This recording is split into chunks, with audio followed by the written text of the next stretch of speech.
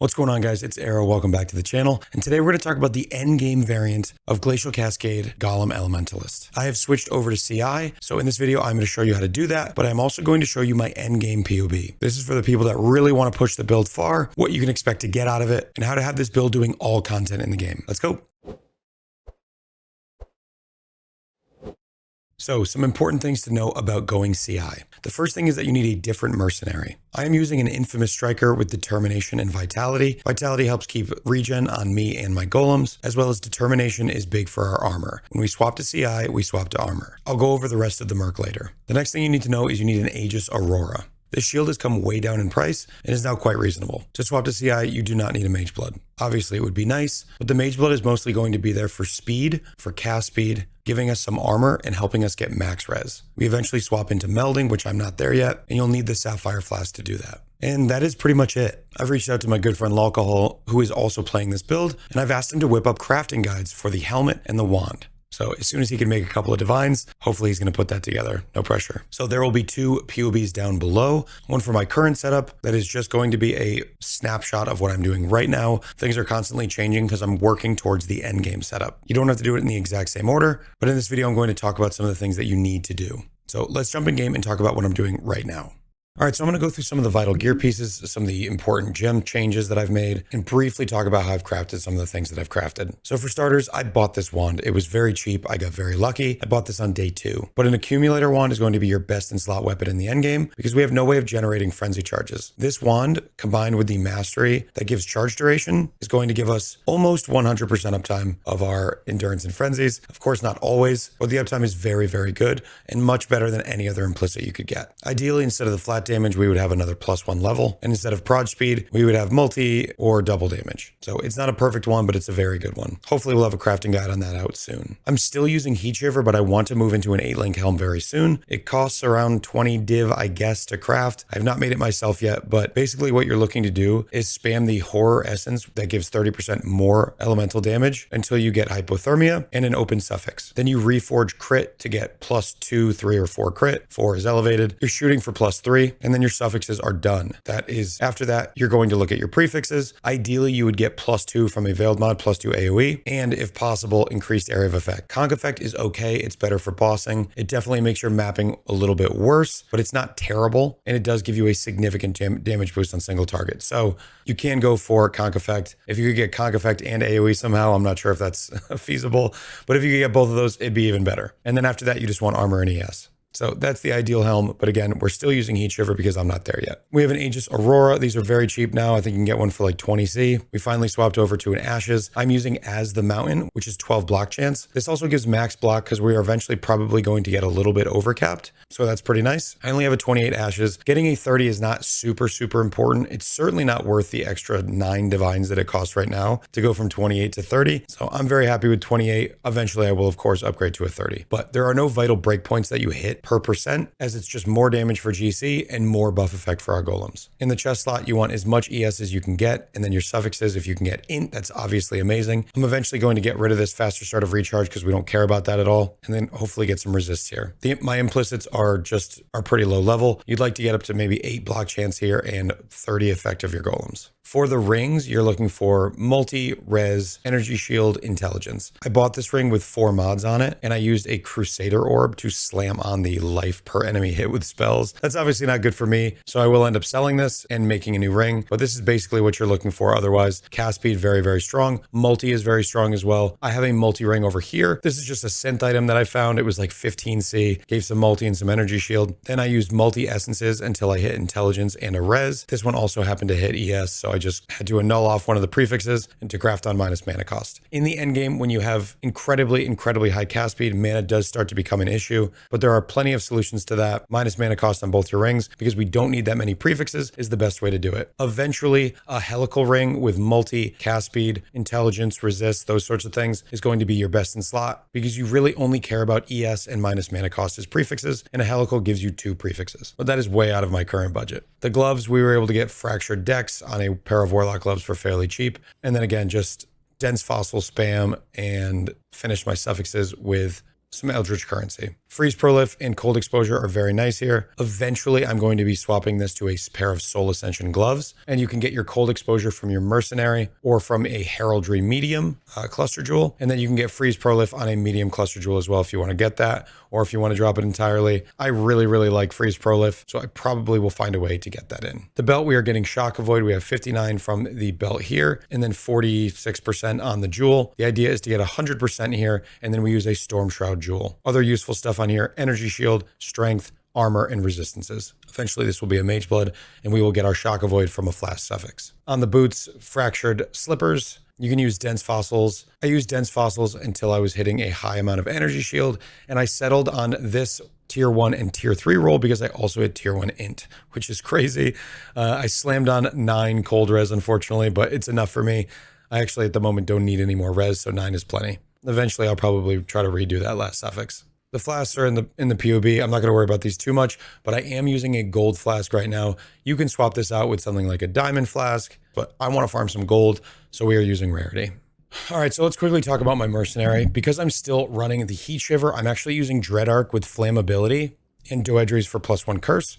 Flammability is going to make the fire hit harder, and it's going to make it much easier to keep up your Trinity on bosses. This is a really nice solution for a Heat Shiver. And because I've switched over to a Striker, I can now use the Dread Arc. In the offhand, I have Cull on Relentless Fury. Not insane, but pretty nice. I'll probably end up with a Kingmaker on him in the endgame, but we'll see. I'm using the Blood Price helmet for nearby enemies have 8% of their life reserved. That's just 8% more damage. I'm still using the Shaper Seed. I do not have an Anoint on this yet. I should have Aura Effect. It would give me more armor and more life regeneration converted to ES regeneration. I'm using the Legacy of Fury Wormscale boots. Calm's Binding, still best in slot in the belt. And then on the gloves, I have Fire Exposure and Unnerve on hit. I still have not replaced the chest in the ring, in the other ring. We will get there. So this actually came from a viewer. The idea to link critical strike support with Herald of Ice and Frostblink of Wintry Blast. This is just a nice clear speed sort of thing. When you add in crit strikes to Herald of Ice, it does add a little bit of mana.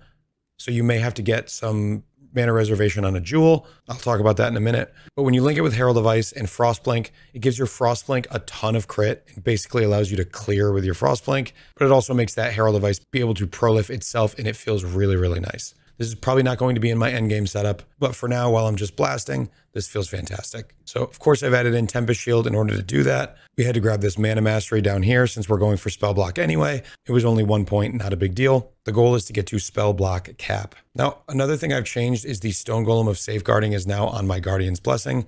There are 2 reasons for this. Number 1, we have flat mana regen from Vitality on top of a ton of other regen sources. So the Stone Golem of Safeguarding is going to be able to stay alive much better. And once I have another renewal, and now with Convocation added back to the build, we're going to be able to permanently sustain the Stone Golem of Safeguarding. It just requires a lot of investment to get there. Another thing you can do that will basically solve the problem of your Zealotry going down is take the Minion Defense Mastery for minions recover 5% of life on minion death.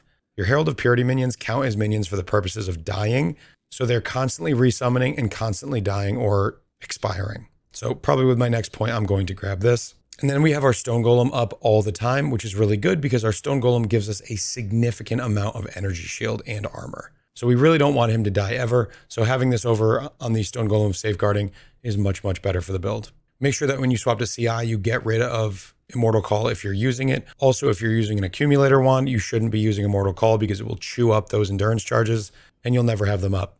So Molten Shell and endurance charges in the endgame is really, really strong. We have this on automation with the quality of ashes being added to these things. We have CDR, we have extra duration. So your Molten Shell is going to have really, really good uptime because we have a ton of duration from the quality of Ashes of the Stars. And then automation getting quality increases the cooldown recovery rate of Molten Shell. So I don't know what the actual uptime is. We can check over here. We have 3.7 seconds of cooldown and 4.53 seconds of uptime. So we're looking at 60 to 65% uptime just on automation. That feels really nice. We also have a Convocation here, which is on full uptime as well. That 2% life regen per second for your minions is going to be up all the time. So in tier 17s, when you really need that, it is always going to be up. Also in tier 17s, if your minions are dying, you can grab Grave Intentions. For 3 points, you're going to give them a ton more life. You're going to almost get them to Chaos Res Cap, and then they're going to have 20% of life as extra ES, which on some of the minions can amount to 5,000 to 10,000. So this will make them significantly tankier, especially when combined with the recover life on minion death. So as far as the tree goes, the rune graph to the fortress, this is super important. It's important to remember that when you put this on, you're going to lose 10% of your attributes. For our intelligence, that's quite a bit. However, we do get 40% global defenses back, which gives us 40% energy shield and also armor.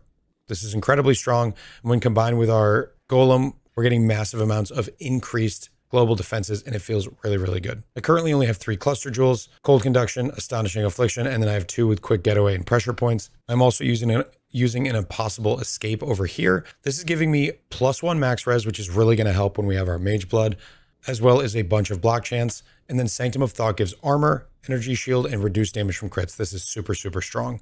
If you need this point for res and spell block, you can take this, but I currently don't. I don't take that. I'm anointing as the mountain, but you can, if this one is cheaper, you can take as the mountain and a bunch of block here. This is actually 20 block. And then you can grab inexorable, which gives you endurance charges on hit, or when you are hit, excuse me, and 50% increased armor when stationary, which is when you're going to take most of your damage because you're self-cast. So this is a secondary option, but I definitely prefer the glancing blows and possible escape in the end game. I'm also using a replica reckless defense. I found this one for pretty cheap with reservation efficiency and almost perfect on block. So this is helping me have enough mana in order to cast my skill multiple times. My threshold for mana cost versus total mana available, this is really important. For this skill and for how much cast speed we have and how much we can get, you need to have at least twice the amount of mana that you have in your mana cost. So if your skill costs 40 mana, you need to have more than 80 available mana to cast. So basically having 2 casts available to you immediately feels really nice. In the end game, when we go for Soul Ascension gloves, it's going to be a little bit more than that, but we do have some more tools to get mana reservation efficiency. When we swap over to the 8-link helmet, we can then put all of our auras on an Enlighten in the chest. Okay, so this is the Endgame PoB. I'm not going to spend too much time talking about it. I'm just going to link it in the description. But basically what we're looking at here is very, very good endgame gear in just about every slot. This is the non-Soul Ascension version. If you do end up going Soul Ascension, which I do believe that I will, you basically just need to get some of the things that you get on your gloves elsewhere. The dexterity, the res, you're going to lose some energy shield. That's just the way it is. But this build feels very, very tanky. As you can see here, we have an effective hit pool of infinity. Now, I probably have Molten Shell ticked and things, but I don't care about that. This is an endgame PoB. You can adjust it how you see fit. So if you do go Soul Ascension, you're going to need to get the cold exposure elsewhere. You can get that on a Heraldry and Purposeful Harbinger medium cluster jewel. That is an incredibly, incredibly strong one. So that's the route I would go there. And you could just replace the pressure points and quick getaway. And then the Freeze Prolif you can also get on a medium cluster jewel. Once you get a bunch of crit from something like a Watcher's Eye, a Bottled Faith, getting close to 100% crit chance is much easier. And those medium cluster jewels can be used for other things, such as AoE and such as Freeze Prolif. There's still some room to grow from here. Like I don't have corruptions on my Aegis, but this is a very, very endgame setup. It will be very expensive to get here. So just know that this is aspirational. I plan to get everything in this PoB though. So if you want to see it, you can come over to my stream, twitch.tv/AER0__. I'm live almost every single day and I'll be live right after this video. That's going to be it for me. Make sure you stop by the stream, drop that Twitch Prime, and I will see you over there. Thank you for watching. And as always, take care.